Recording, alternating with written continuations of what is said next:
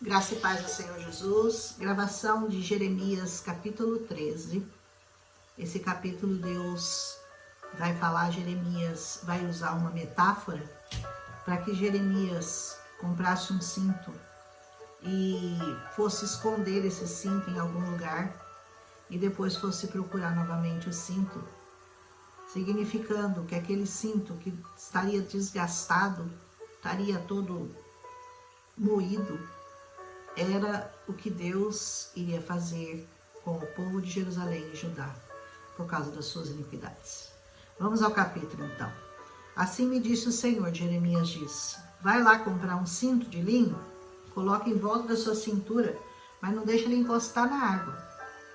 Comprei o cinto, diz Jeremias, fui, como o Senhor me havia instruído, e a segunda vez Deus instruiu a Jeremias dizendo: pega o cinto que você comprou, que você está usando, e vai e esconde ele ali na fenda da rocha.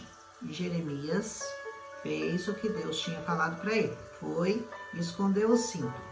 Depois ele falou: pega o cinto que você comprou e busca-o. Depois de muitos dias, vai até Perate. Pega o cinto que eu ordenei que você escondesse lá. Eu fui até Perate, diz Jeremias. Peguei o cinto, desenterrei o cinto. E eis que o cinto estava podre e ele se tornara inútil. Por que Deus usou essa metáfora para Jeremias com relação ao cinto que ele foi buscar? Deus queria mostrar para ele que da mesma forma que Deus havia se colocado sobre os lombos de Jerusalém, como se fosse esse cinto protetor, porque esse cinto era de linho que os profetas usavam, os sacerdotes, por baixo da roupa. Ela ficava apegada ao corpo numa forma de proteção, para que a outra vestimenta de cima, que era do sacerdote, não se contaminasse. E Deus então dá essa instrução a Jeremias para que ele mostrasse ao povo o que eles tinham passado a ser. De noiva, que eles eram considerados a noiva do Senhor, aquele pano roto, aquele pano desgastado, aquele pano podre, inútil, que para nada mais servia. Aí o Senhor diz assim: da mesma forma que aconteceu com esse cinto, sabe o que eu vou fazer? Eu vou arruinar o orgulho desse povo de Judá, o orgulho desmedido desse povo de Jerusalém. É isso que eu vou fazer. Esse povo ímpio, olha, Deus chamava de noiva, minha noiva. Agora, esse povo ímpio, ele chama assim, que se recusa a ouvir as minhas palavras, que age segundo a dureza do seu coração, que segue outros deuses, que se prostra para adorar outros deuses. Deus estava muito bravo, né?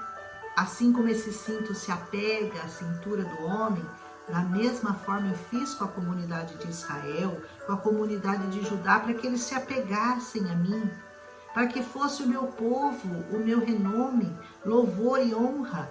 Mas eles não me ouviram, declara o Senhor. Diga-lhes também: assim diz o Senhor, o Deus de Israel: encha toda a vasilha de vinho, toda a vasilha de couro, encha com vinho. Aí eles vão dizer: é claro que nós não sabemos que toda vasilha de couro tem que se encher de vinho.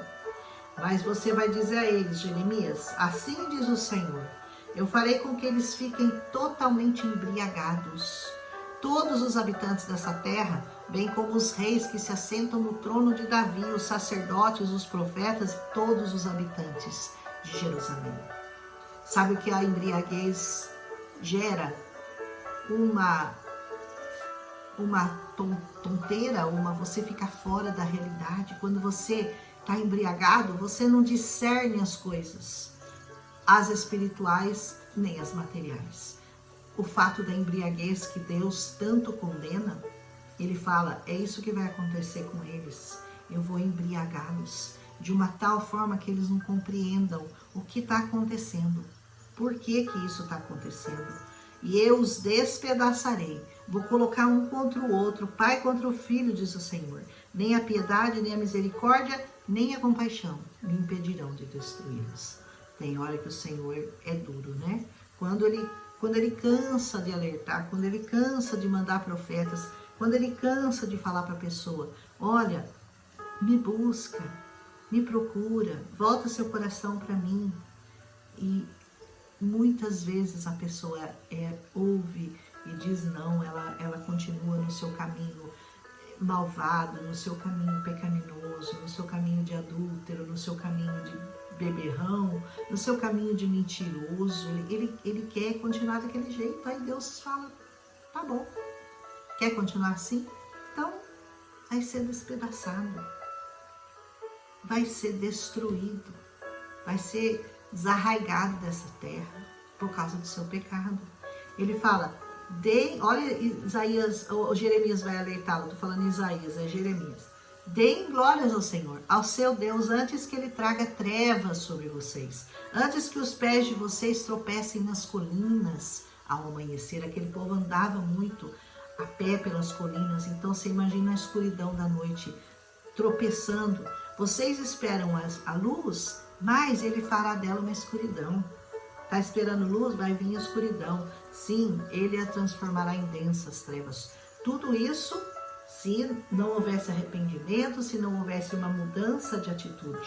Mas ele diz assim, se vocês não ouvirem, eu chorarei em segredo por causa do orgulho de vocês. Chorarei amargamente, diz Jeremias, e de lágrimas os meus olhos transbordarão, porque o rebanho do Senhor foi levado ao cativeiro. Isso já era a profecia de que eles seriam levados cativos pelo rei Ciro da Babilônia. Diga ao rei e à rainha mãe. O rei e a rainha mãe, na época, era o Joaquim, ele era muito novo. Ele acho que assumiu o trono com 8 anos, se não me engano, 8 ou 12, não tenho certeza. Depois eu vou confirmar para vocês. Então ele ouvia muito a rainha mãe, mas pelo que parece, nenhum dos dois, ele não estava sendo bem instruído pela mãe. Desçam do trono, pois as suas coroas gloriosas caíram da cabeça de vocês. Diga ao rei e à rainha mãe, porque era a rainha mãe que instruía o rei Joaquim. As cidades de Negueb estão bloqueadas e não há quem nelas consiga entrar, porque o rei da Babilônia começou atacando pelo sul. Depois ele diz, todo Judá será levado ao exílio, todos os exilados. Na verdade, essa palavra todos é um pouco redundante, porque alguns ainda permaneceram, como Jeremias permaneceu lá, mas a maioria foi levado cativo. E ele diz assim, erga os olhos, Jerusalém, veja aqueles que vêm do norte. Sempre aqueles que vêm do norte, lembra que eu falei? Porque Babilônia ficava ao norte. Onde está o rebanho que foi confiado? As ovelhas que vocês tanto se orgulhavam? Cadê? Onde é que estão? O que você dirá quando sobre vocês dominarem aqueles que você sempre teve como aliados? O que vocês vão fazer? Aqueles que pareciam ser seus aliados, na verdade, vão te levar cativos. Você não irá sentir dores como de uma mulher que sente dores de parto? Não é assim que você vai se sentir? E se você se perguntar, por que isso aconteceu comigo? Muitas pessoas fazem tudo errado, mas de repente elas querem saber por que aquela ruína veio sobre a vida delas. Por que Deus não impediu aquela ruína na vida delas? Aí Deus responde, saiba que foi por causa dos seus muitos pecados que as suas vestes foram levantadas e você foi violentada. Falando de violência sexual no caso, né? Vestes levantadas e violentadas, como aconteceu com as mulheres daquele tempo. Será que o etíope pode mudar sua pele? O leopardo pode mudar suas pintas? Assim também vocês são incapazes de fazer o bem, porque vocês estão acostumados a fazer o mal. Olha só, da mesma forma que uma pessoa não consegue trocar a cor da pele dela, e nem o leopardo consegue mudar as pintas do corpo dele, assim vocês também não conseguem mudar de atitude, não conseguem aprender a fazer o bem, vocês só aprendem a fazer o mal. Eu vou espalhar vocês como a palha levada pelo vento ao deserto. Esta é a sua parte. Esta é a porção que eu determinei para vocês, declara o Senhor. Sabe por quê? Porque você se esqueceu de mim e confiou em falsos deuses. Aprenda a confiar no Senhor. Se você não quiser que a tragédia se abata sobre você. Se você não quiser ser como esse cinto de linho puro, que virou uma peça tão linda e que acabou sendo uma peça rota, toda despedaçada. Ele diz: eu mesmo levantarei as suas vestes e até o seu rosto para que as suas vergonhas sejam expostas. Falando de violência sexual contra aquele povo que ele sofreriam. Tenho visto os seus atos repugnantes, eu tenho visto o seu adultério, seu relincho, sua prostituição desavergonhada sobre as colinas e sobre os campos. Ai de você, Jerusalém, até quando você continuará impura? Eis a pergunta do Senhor para hoje. Até quando você vai persistir? Até quando você vai continuar com esse pecado que você sabe que tem que abandonar? Que você sabe que Deus está te cutucando, que Deus está te chamando, que Deus está te buscando, que Deus quer que você se santifique. Ele quer isso de você hoje. Amém? Comece a pensar nas consequências, comece a pensar no que pode acontecer se você abandonar o Senhor, dizer não ao Senhor. Ai de você se você disser não ao Senhor. Amém? Essa é uma palavra para ser meditada, como todas da Bíblia, né? Porque desde Gênesis até Apocalipse, Deus vai estar anunciando, alertando, chamando ao arrependimento, porque Deus não tem prazer na sua perdição, não tem prazer em que você vá para o inferno. Ele tem prazer em te salvar. A alegria do Senhor é te salvar. A alegria do Senhor é que você se arrependa, é que você volte o seu coração para Ele. É para que você se renda, pelo amor de Deus, se renda ao Senhor. Ele só pode te fazer o bem. O pecado só pode te fazer o mal. Deus te ama, com certeza, mas Ele ama você, não o pecado que habita em você. Com você, Ele é amor, mas com seu pecado, Ele é ira.